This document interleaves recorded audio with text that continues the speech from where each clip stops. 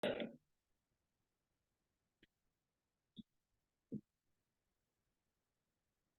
à tous. J'espère que vous allez tous bien aujourd'hui. Je vois que vous avez travaillé le froid pour vous rendre ici. Gloire à Dieu, que Dieu soit loué. Je vois que tous les bancs sont pleins, même s'il manque quelques personnes. Vous avez quand même plusieurs. Et on remercie Dieu premièrement pour cette opportunité de présenter sa parole, d'être ici présent pour le jour de la semaine, pour partager ces paroles de vérité. Je remercie notre frère Frédéric encore une fois pour cette opportunité. Alors, le message d'aujourd'hui, j'ai décidé de l'intituler « Comment améliorer sa vie spirituelle ». Et je l'ai intitulé cela parce que j'ai réfléchi que chaque année, la plupart de nous, on veut améliorer notre vie d'une manière ou d'autre. On se promet de manger plus sainement, de manger mieux, de faire plus d'exercices. On se dit, cette année, je vais faire mieux. On dit, on va travailler plus fort pour pouvoir atteindre nos objectifs.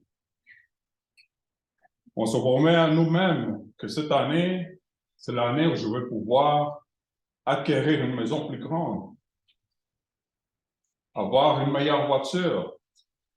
On veut toujours plus. Alors, cette année-là, oui, c'est cette année. Parce que je veux vraiment améliorer ma vie matérielle, avoir plus d'argent dans mon compte en banque, pour voyager en Europe, en Asie, ou en Afrique, etc. On fait toujours de nouveaux plans. Je vais faire ceci, je vais faire cela. Mais qu'en est-il de notre vie spirituelle? Faisons-nous des efforts pour améliorer notre vie spirituelle chaque année? Ou même pas chaque année, mais chaque jour de nos vies. Faisons-nous une résolution, comme nous faisons une résolution pour notre vie matérielle chaque année. Est-ce qu'on fait une résolution? Est-ce que cette année, je vais demander à Dieu de m'aider pour améliorer ma vie spirituelle? Et je ne dis pas qu'il y a quelque chose de mal de vouloir améliorer notre vie matérielle. En travaillant plus fort et honnêtement pour améliorer sa vie. Il n'y a rien de mal dans cela. Mais il est plus important de demander à Dieu de nous aider à améliorer notre vie spirituelle. Je dirais même qu'il est crucial de demander à Dieu de nous aider à grandir spirituellement. Avant de continuer, je vous demande de m'accompagner dans une courte prière. Prions. Tendre Père d'amour, nous te bénissons, Père, parce que c'est bon. Parce que tu nous permets encore une fois, ce premier jour de la semaine, de nous réunir ici encore une fois. Même que nous bravons cette fois, Père, nous sommes ici pour t'adorer et instruire la vérité tous ensemble. Et nous te prions aussi pour ceux qui suivent de la maison, nous te prions que tu sois avec eux, Père, et que tu continues à nous accompagner durant ce culte, Père. Et nous le faisons pour ton nom, pour ta gloire. Nous te remercions pour ton Fils Jésus-Christ, lui qui a donné sa vie pour nous, et c'est en son nom que nous t'en prions. Amen. Alors, comment faire pour grandir spirituellement? Parce que ce n'est pas seulement en le demandant à Dieu. Il faut aussi demander à Dieu d'augmenter notre foi. Et pour cela, pour que cela se produise dans notre vie chrétienne, il faut mettre en pratique la parole de Dieu. Parce que la foi vient de ce qu'on entend. Et ce qu'on entend vient de la parole de Christ. Romains chapitre 10, verset 17.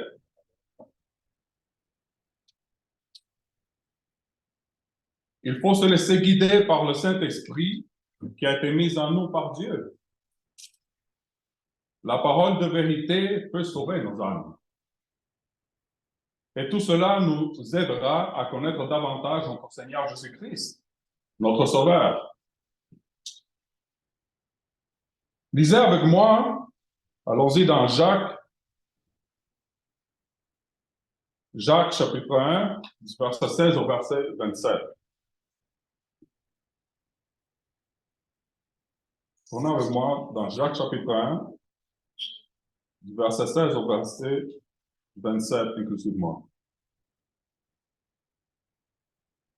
Ne vous y trompez pas, mes frères bien-aimés. Toute grâce excellente et tout don parfait descendant d'en haut, du Père de lumière, chez lequel il n'y a ni changement ni ombre de variation.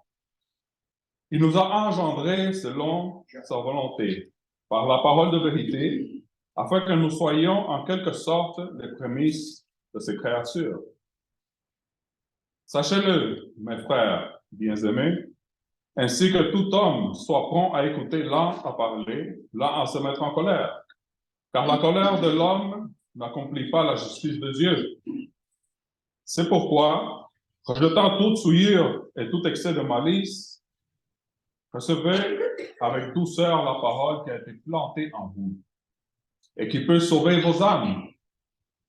Mettez en pratique la parole et ne vous bornez pas à l'écouter, en vous trompant vous-même par de faux raisonnements. Car si quelqu'un écoute la parole et ne la met pas en pratique, il est semblable à un homme qui regarde dans un miroir son visage naturel et qui, après s'être regardé, s'en va et oublie aussitôt qui il était.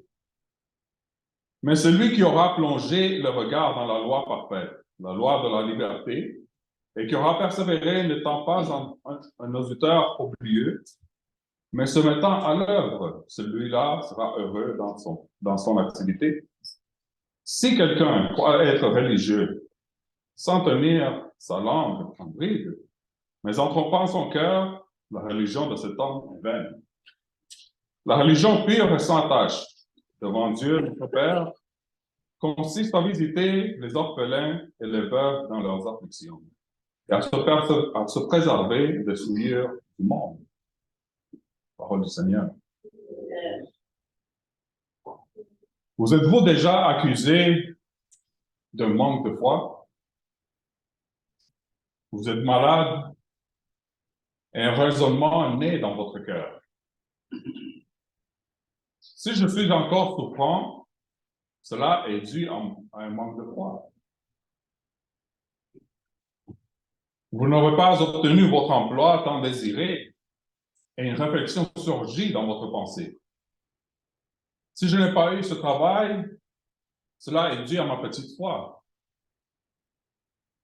Vos enfants s'éloignent de Dieu et vous faites le constat suivant.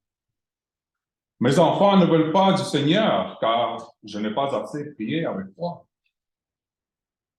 C'est des questions que certains peuvent se poser quand il y a le doute qui s'installe, quand les choses ne vont pas bien. Mais plus vous apprenez à connaître le Seigneur Jésus-Christ, plus votre foi va grandir. Et quand la foi en Jésus-Christ, cela mène au salut éternel. Il n'y a de salut en qu'un autre, parce que la foi en Jésus-Christ, ça veut dire se reposer entièrement sur lui. Faire confiance à son pouvoir, son intelligence et son amour infini envers nous. Et nous, même si nous sommes chrétiens, nous ne comprenons pas toutes choses. Mais lui seul, Jésus-Christ, il comprend toutes choses. Jésus connaît toutes nos souffrances, nos douleurs, nos préoccupations. Il sait comment nous aider à surmonter nos souffrances. Alors, il est important de mettre toute notre confiance en lui. Demandez à Dieu de vous aider à augmenter votre foi, même si vous passez par des moments très difficiles dans votre vie. Que ce soit la maladie, la douleur ou l'angoisse, les problèmes financiers, Jésus est toujours avec vous. Et il est là pour nous aider. Mais il faut avoir la foi toute entière en lui, sans douter de ce qu'il peut faire pour nous. Parce que quand le doute s'installe en nous, c'est sûr que le plus probablement que nous n'allons pas voir ce que nous demandons. Nous demandons. Jésus dit à ses disciples dans Matthieu 21, du verset 18 au verset 22, je vais lire pour vous. Matthieu 21. « 18 à 21, à 22. Le matin, en retournant à la ville, il eut faim, Jésus. Voyant un figuier sur le chemin, il s'en approcha, mais il n'y trouva que des feuilles, et il lui dit, que jamais fruit ne naisse de toi.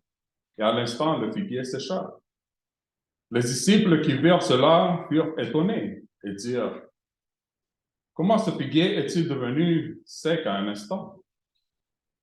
Jésus leur répondit, je vous le dis en vérité, si vous aviez de la foi et que vous ne doutiez point, non seulement vous feriez ce qui a été fait à ce figuier, mais quand vous diriez à cette montagne, ôte-toi de là et jette-toi dans la mer, cela se ferait. Tout ce que vous demanderez avec foi par la prière, vous le recevrez. Alors, si nous nous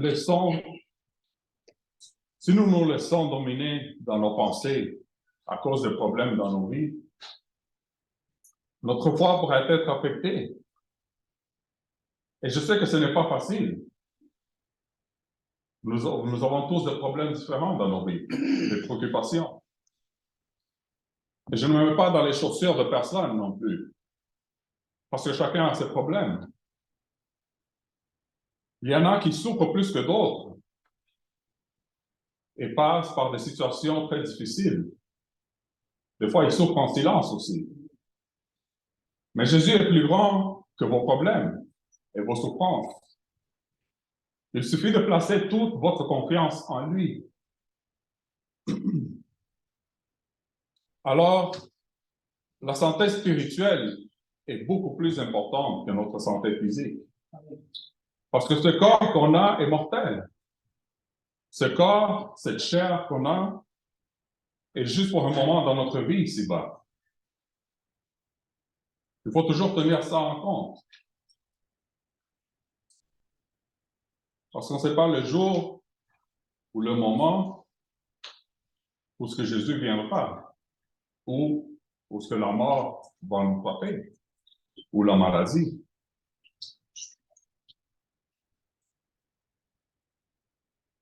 Peut-être qu'il y en a qui vont dire, alors pourquoi se préoccuper tant pour le succès matériel ici-bas sur Terre?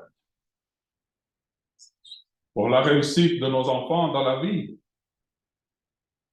Si c'est pour tout laisser derrière nous, pourquoi tant se préoccuper? Et je ne dis pas qu'il n'est pas important d'avoir du succès ou qu'il ne faut pas progresser dans nos vies. D'ailleurs, Dieu a dit qu'on vivra par la sueur de nos fronts.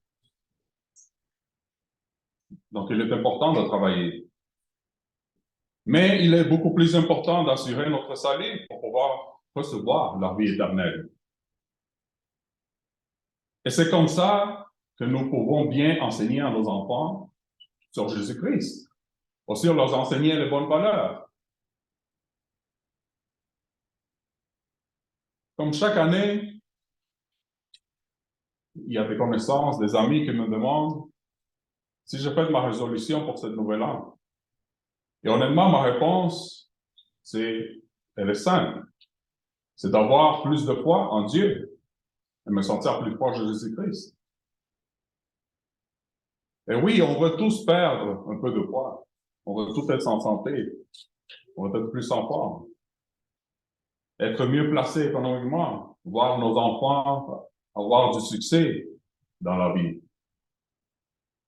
Mais n'oubliez jamais que la vie chrétienne est un combat de chaque jour, entre la chair et l'esprit.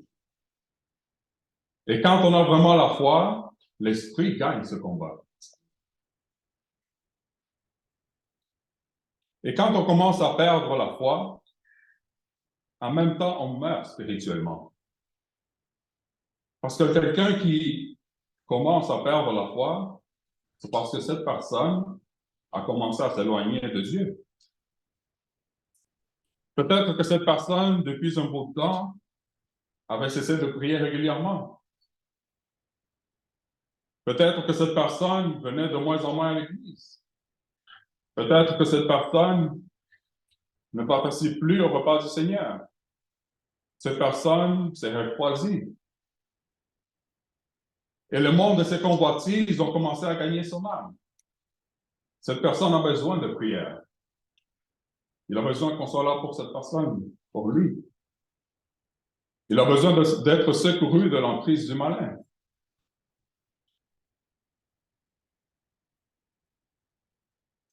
Et on sait tous que la foi, sans les œuvres, est morte. Et oui, nous connaissons tous ce principe. Il nous est dit dans Jacques, chapitre 2, verset 26. Comme le corps sans âme est mort, de même la foi sans les œuvres est morte. Mais attention, ici on parle de la foi en Dieu, de la foi en Jésus-Christ, de placer toute notre confiance en lui seul et de toujours travailler pour le Seigneur, pour qu'il augmente notre foi en lui, de faire toutes bonnes choses en son nom pour sa gloire. Et la réalité est que nous devons demander à Dieu de nous aider à augmenter notre foi tous les jours, pas seulement à chaque début d'année. Oui, il est important de réfléchir sur l'année qui vient de s'écouler. L'année 2023 vient de s'écouler. Et nous devons voir qu'est-ce qu'on peut faire de mieux que l'année 2023. Qu'est-ce qu'on peut améliorer dans nos vies chrétiennes pour mieux servir le Seigneur? Est-ce que je peux prêcher plus la parole à des personnes qui ne connaissent pas le Seigneur? Est-ce que j'ai le temps pour le faire? Est-ce que je peux être un meilleur serviteur dans mon assemblée?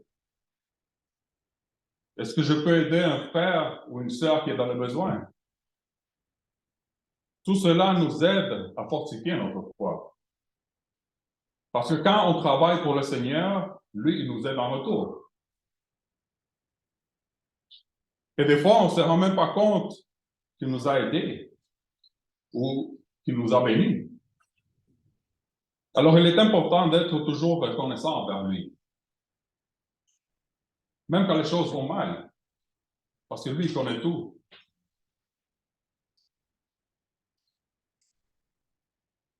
Et chaque année qui passe, plus le retour de notre Seigneur Jésus-Christ s'approche. Il est juste question de temps. Alors soyons prêts à recevoir le Seigneur avec une grande foi. Ne permettez pas qu'il vous surprenne tiède, c'est-à-dire avec peu de foi. Et comme vous le savez, les événements dans ce monde, comme on voit aujourd'hui, ou ça fait plusieurs temps, les guerres, la famine, les catastrophes naturelles, et plus encore les tragédies qui nous touchent personnellement, comme la maladie, le décès d'un proche, ça peut affecter notre foi. Mais il faut savoir qu'on va tous passer par des moments difficiles dans notre vie. Et en réalité, il y a des chrétiens qui passent par des moments beaucoup plus durs que nous. Je dis dans d'autres pays, d'autres places du monde. Parce qu'ils sont dans des pays où il y a la guerre, en ce moment même qu'on parle. Il n'y a pas assez de nourriture pour nourrir leurs enfants. Ils ne peuvent pas se réunir pour adorer Dieu, comme nous le faisons aujourd'hui. Et grâce à Dieu, et que son nom soit loué, parce que nous pouvons encore le faire aujourd'hui, ce matin, ce premier jour de la semaine. Et c'est une opportunité, c'est une bénédiction qu'on a. Mais ne se sont pas de prier pour ceux-là qui ne le peuvent pas le faire, ou ceux qui souffrent, qui sont dans des pays où il y a des bombes qui tombent en ce moment même. Prions ardemment pour ce monde-là, qui ne perdent pas leur foi. Et vous savez, malheureusement, il y a des chrétiens qui peuvent être ébranlés facilement par des événements qui frappent ce monde, qui frappent leur vie personnellement. Nous pensons à la COVID qui a touché le monde entier et qui a fait que plusieurs chrétiens perdent leur foi, qui ont abandonné leur assemblée. La peur s'est installée en eux. Mais avaient-ils vraiment la foi? On peut se poser cette question. Ou peut-être qu'ils ne savaient pas ce que c'était vraiment la foi. Qu'est-ce que c'était vraiment la foi? Et dans ce cas, ils n'ont jamais eu la foi, s'ils ne savaient pas qu'est-ce que c'était la foi. Alors, on peut toujours se poser des questions. Qu'est-ce que c'est vraiment d'avoir la foi? Alors, selon les Saintes Écritures, la foi est une ferme assurance des choses qu'on espère, une démonstration de celles qu'on ne voit pas. Hébreux chapitre 11, verset 1. Les non-croyants disent « Je ne crois ce que je vois ». Alors que les chrétiens ont la foi au Dieu vivant et invisible. Une certitude basée sur la vérité éprouvée de la Bible. Et la réalité de la transformation interne du chrétien par la présence du Saint-Esprit de Dieu.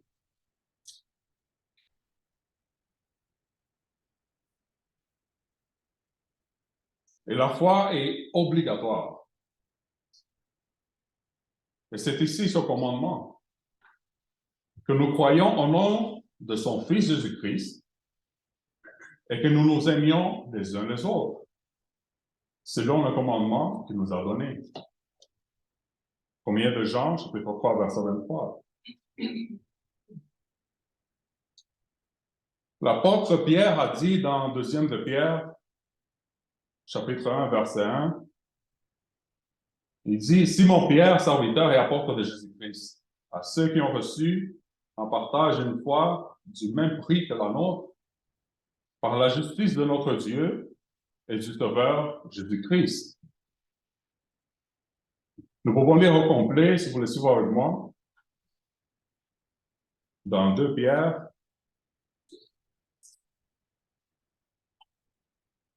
je ne pense pas qu'on lit au complet. 2 Pierre, chapitre 1.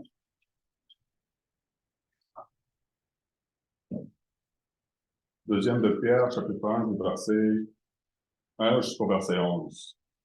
Je lis pour vous. Simon Pierre, serviteur et apôtre de Jésus-Christ, à ceux qui ont reçu en partage une foi du même prix que la nôtre, par la justice de notre Dieu et du Sauveur Jésus-Christ. Que la grâce et la paix vous soient multipliées par la connaissance de Dieu et de Jésus notre Seigneur. Comme sa divine puissance nous a donné tout ce qui contribue à la vie et à la piété, au moment de la connaissance de celui qui nous a appelés par sa propre gloire et sa vertu, lequel nous assure de sa part les plus grandes et les plus précieuses promesses, afin que par elles, vous deveniez participants de la nature divine, en fuyant la corruption qui existe dans le monde par la convoitise. À cause de cela même, faites tous vos efforts pour joindre à votre foi la vertu et la vertu la science. À la science, la tempérance, à la tempérance, la patience, à la patience, la piété. Verset 7. À la piété, l'amour fraternel, à l'amour fraternel, la charité. Car si ces choses sont en vous, et ils sont avec abondance, elles ne vous laisseront point oisifs ni stériles pour la connaissance de notre Seigneur Jésus-Christ. Mais celui en qui ces choses ne sont point est aveugle. Il ne voit pas de loin et il a mis en oubli la purification de ses anciens péchés. C'est pourquoi, frères, appliquez-vous d'autant plus à affermir votre vocation et votre élection. Car en faisant cela, vous ne broncherez jamais. C'est ainsi, en effet, que l'entrée dans le royaume éternel de notre Seigneur et Sauveur Jésus-Christ vous sera pleinement accordée. Et aussi, comme notre frère Benjamin nous a lu dans 1er de Pierre, chapitre 1, verset 3 à 9, nous dit ceci. Nous l'avons lu. Et ici, dans ce passage, on remarque que l'apôtre Pierre, il s'adresse aux Juifs devenus chrétiens. Ils sont descendants d'Israël, le peuple élu de Dieu, mais dispersé parmi les nations à cause des infidélités. En attendant le rétablissement terrestre de son peuple, Dieu a appelé à la foi chrétienne des croyants, qu'ils soient juifs, grecs, mais aussi tout homme et femme de toutes les nations. Au temps de Jésus-Christ, certains des Juifs étaient pieux, attachés à la loi divine. Et les épreuves de notre foi ont pour but de nous rendre plus forts, de fortifier notre foi. Elles nous aident à produire la patience aux futures épreuves, mais aussi aux tentations. Mais si nous ne sommes pas assez forts et matures dans la foi, nous pouvons tous échouer dans notre combat spirituel et la chair prendra le dessus. Alors il faut prier, méditer sur les Écritures. Lorsque vous affrontez une épreuve de la foi, quoi que vous fassiez, ne vous éloignez jamais de votre Église, de votre assemblée. Lorsque quelqu'un s'éloigne du royaume de Dieu, lorsque votre foi est mise en épreuve, c'est comme quitter la sécurité d'un refuge sûr. Alors, après avoir lu ce passage biblique, nous pouvons constater que la foi n'est pas seulement obligatoire, mais aussi précieuse. C'est très précieux ce qu'on a quand on a la foi. Et plus encore, la foi est sainte. Nous pouvons voir cela dans Jude, chapitre 1. Je lis pour vous.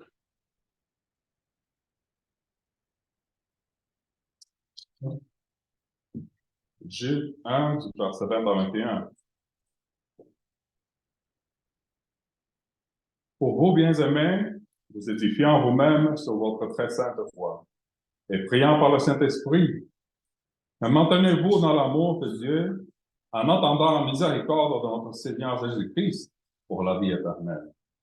Reprenez les uns ceux qui contestent.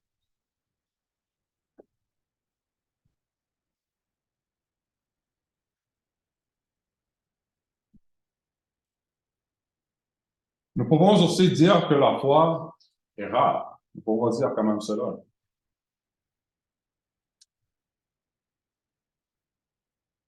Parce que nous pouvons lire, je vais lire un passage pour bien expliquer ça. Je vais lire pour vous dans Luc 18, verset 8, pour mieux comprendre. Luc 18, verset 8. Je vous le dis, il le fera promptement justice, mais quand le Fils de l'homme viendra, fera-t-il de la foi sur la terre? Alors nous pouvons constater que la foi est rare. Parce qu'il y a des hommes avec peu de foi. Il est bien clair dans Luc chapitre 18, verset 8. Jésus trouvera-t-il la foi sur la terre? Oui, il trouvera la foi. Mais ce sera quand même rare. Parce que pas tout le monde sera sauvé, nous le savons tous. Il y a beaucoup de personnes qui croient être sauvées, mais qui ne le sont pas vraiment. Et ces personnes-là ont-ils vraiment la foi?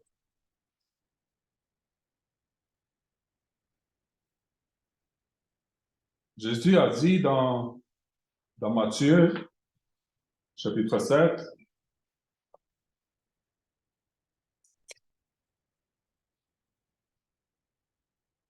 verset 13 au verset 23,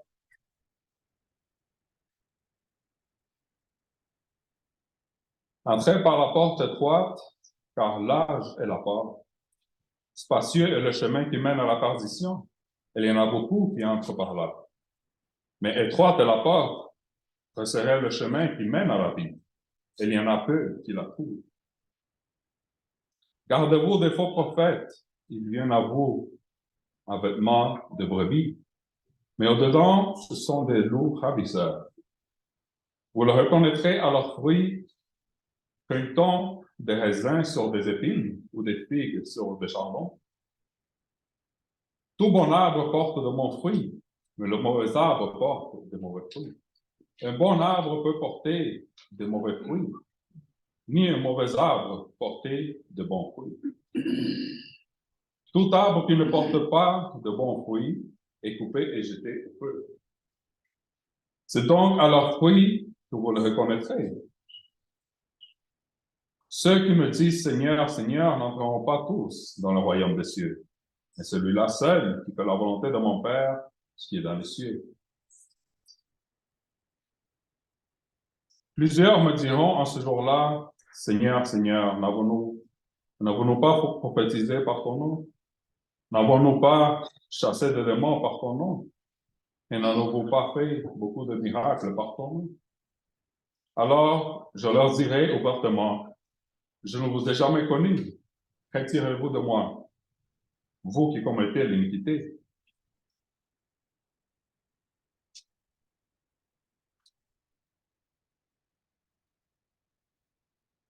Alors, ces personnes-là, on pourrait dire qu'ils n'ont pas la foi qui sauve, la vraie foi.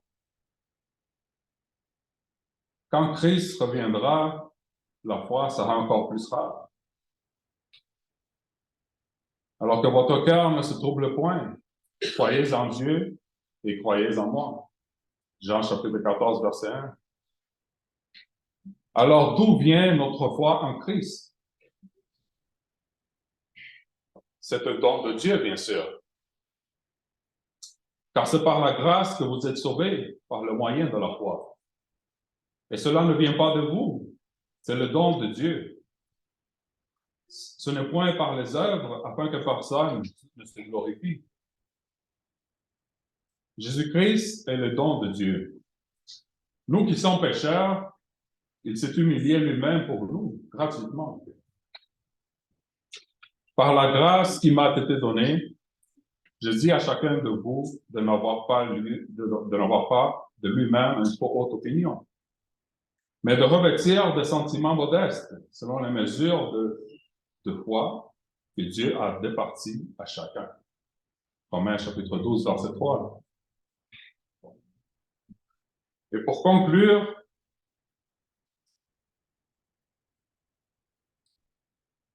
il faut nous rappeler sans cesse, comme dit la parole, nous rappelant sans cesse l'œuvre de votre foi, le travail de votre charité et la fermeté de votre espérance en notre Seigneur Jésus-Christ, devant Dieu, notre Père. 1 Thessaloniciens, chapitre 1, verset 3. Il faut obéir à Dieu par qui nous avons reçu la grâce et l'apostolat, pour emmener en son nom à l'obéissance de la foi tous les païens. Romains 1, verset 5. Il faut agir avec amour, car comme dit la parole dans Galates chapitre 5, verset 6, car en Jésus-Christ, ni la circoncision, ni l'incirconcision n'ont de valeur, mais la foi qui est agissante par la charité. Il faut aussi résister aux épreuves, parce que la vraie foi résiste aux épreuves. Aussi, nous glorifions, nous, de vous, dans les églises de Dieu. À cause de votre persévérance et de votre foi, au milieu de toutes vos persécutions et de tribulations que vous avez à supporter. Deuxième de Thessaloniciens, chapitre 1, verset 4. Parce que par le don de la foi, Dieu nous donne aussi accès auprès de lui, à qui nous devons avoir eu par la foi accès à cette grâce, dans laquelle nous demeurons fermes. Et nous nous glorifions dans l'espérance de la gloire de Dieu. Romains chapitre 5, verset 2. En qui nous avons, par la foi en lui, la liberté de nous approcher de Dieu avec confiance. Aussi dans Éphésiens chapitre 3, verset 12. Ainsi que Hébreux chapitre 4, verset 16. Et les promesses sont la vie éternelle. Car Dieu a tant aimé le monde qu'il a donné son Fils unique, afin que quiconque croit en lui ne périsse point, mais qu'il ait la vie éternelle. Jean chapitre 3, verset 16.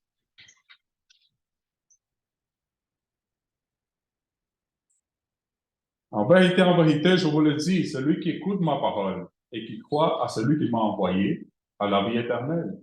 Elle ne vient point en jugement, mais il est passé de la mort à la vie. Jean chapitre 5, verset 24. Et une autre de ses promesses est le repos éternel dans les cieux. Pour nous qui avons cru, nous entrons dans le repos selon qu'il dit. Je jurai dans ma colère, ils n'entreront pas dans mon repos. Il dit cela, quoique ces œuvres eurent été achevées depuis la création du monde. Nous pouvons voir ça dans Hébreux chapitre 4, verset 3. Et une autre, c'est le pardon des péchés, afin que tu leur ouvres les yeux pour qu'ils fassent de ténèbres à la lumière et de la puissance de Satan à Dieu, pour qu'ils reçoivent par la foi en moi le pardon des péchés et l'héritage avec les sanctifiés. Actes chapitre 26, verset 18. Et enfin, la justification. Néanmoins, sachant que ce n'est pas par les œuvres de la loi que l'homme est justifié, mais par la foi en Jésus-Christ. Nous aussi, nous avons cru en Jésus-Christ, afin d'être justifiés par la foi en Christ et non par les œuvres de la loi. Parce que nulle chair ne sera justifiée par les œuvres de la loi. Galates chapitre 2, verset 16. Il faut que ça soit clair pour les hommes que sans la foi en Christ, les hommes sont désagréables à Dieu. Hébreux chapitre 11, 6 nous dit, « Or sans la foi, il est impossible de lui être agréable, car il faut que celui qui s'approche de Dieu croit que Dieu existe et qu'il est le rémunérateur de ceux qui le cherchent. »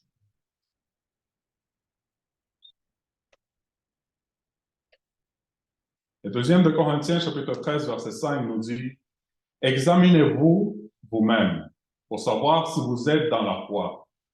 Éprouvez-vous vous-même. Ne reconnaissez-vous pas que Jésus-Christ est en vous? À moins peut-être que vous ne soyez réprouvés. C'est-à-dire que ceux-là qui n'ont pas Christ dans leur cœur seront rejetés par Dieu et ils n'entreront pas au paradis.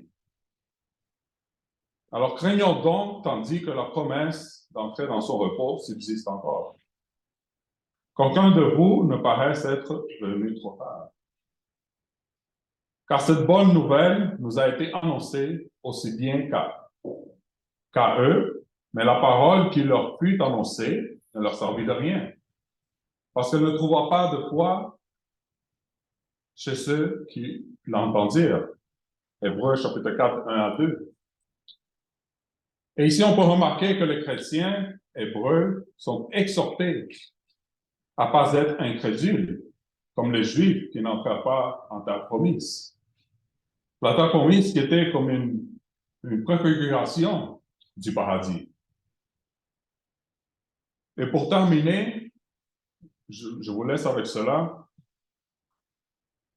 La foi en Christ produit de l'espoir et de la joie, et de la confiance et de l'assurance en toi-même. Parce que quand on est crucifié avec Christ, Christ vit en nous. Mais il faut demeurer toujours ferme dans la foi. Avoir la foi tout entière en Jésus-Christ est la voie qui nous assure de grandir spirituellement. Alors, rejetant donc toute malice et toute ruse, la dissimulation, l'envie et toute médisance, désirez comme des enfants nouveau-nés le lait spirituel et pur, afin que par lui, vous croissiez pour le salut. Combien de Pierre? 2, 1 à 2. La foi qui vous permet de persévérer dans le commandement de Dieu, de persévérer dans sa parole. Donc, merci de m'avoir écouté.